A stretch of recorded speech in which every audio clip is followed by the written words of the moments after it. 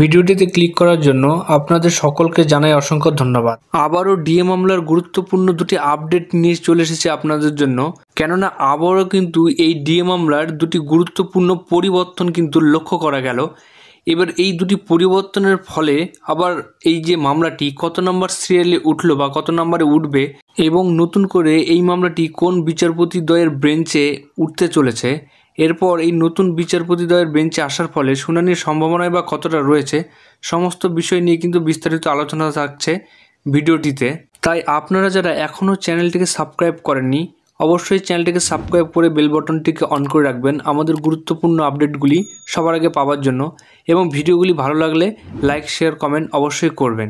এবার দেখুন এই ডিএ সংক্রান্ত মামলায় যে দুটি গুরুত্বপূর্ণ পরিবর্তন ঘটেছে সেটি কিন্তু আপনাদের সামনে তুলে ধরছি। এখানে দেখতে পাচ্ছেন ডায়েরি নাম্বার যেটি আপনাদের সামনে তুলে ধরেছি, এবং এই কেস ইনফরমেশন কিন্তু স্ক্রিনে চলে এসেছে। এখানে দেখতে পাচ্ছেন যে জাজ কিন্তু দুইজনেই পরিবর্তন হয়ে গেছে। এর আগেই কিন্তু আপনাদের বলেছিলাম যে একটি জাজ কিন্তু রিটায়ার্ড করে যাচ্ছে এবং একজন জাজ তিনি কিন্তু বিচারপতি কিন্তু থাকছেন। সেক্ষেত্রে কিন্তু এখানে দেখা যাচ্ছে যে জাস্টিস সঞ্জয় ক্যারল এবং জাস্টিস মনোজ মিশ্রার বেঞ্চে কিন্তু মামলাটি এসেছে, অর্থাৎ এই পুরো বেঞ্চটিকেই কিন্তু পরিবর্তন করা হয়েছে, যার জন্য কিন্তু দুজন বিচারপতিই কিন্তু চেঞ্জ হয়ে গেছে। এবার এদের বেঞ্চে ইনাদের বেঞ্চে কিন্তু মামলাটি এসেছে। এবার সেই মামলাটি দেখতে পাচ্ছেন সিরিয়াল নাম্বার কিন্তু 44-এ কিন্তু উঠবে, কজ লিস্টে কিন্তু 44 নাম্বারে কিন্তু রয়েছে। এবার দুজন বিচারপতি চেঞ্জ হওয়ার কারণে অনেকেই ভাবছেন কিন্তু মামলাটি আবারও কিন্তু পিছিয়ে যাওয়ার যে একটি সম্ভাবনা রয়েছে। এক্ষেত্রে কিন্তু আপনাদের একটি কথা বলে রাখি, এই দুইজন বিচারপতিদ্বয়ের বেঞ্চে যে মামলাটি উঠতে চলেছে তার মধ্যে জাস্টিস সঞ্জয় ক্যারল কিন্তু আগেও কিন্তু এই মামলার সঙ্গে যুক্ত ছিলেন। আপনাদের একটু লিস্টিং ডেটটি ওপেন করে দেখাচ্ছি।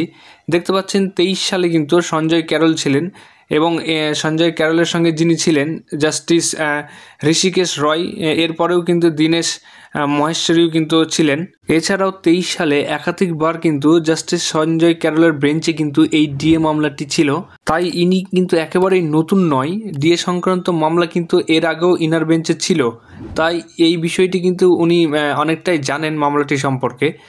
এবার অনেকেই ভাবছিলেন যে নতুন বিচারপতি আসার ফলে যা আবারও পিছিয়ে যাবে বা আবার একটি ডেট আসবে, এমনটা কিন্তু আগেই ভেবে নেওয়া ঠিক হবে না। কেননা ইনি বিচারপতি যিনি রয়েছেন সঞ্জয় কর, ইনি কিন্তু আগে থেকেই এই মামলার সঙ্গে যুক্ত ছিলেন, তাই অনেকটাই কিন্তু এই মামলা সম্পর্কে তিনি জানেন।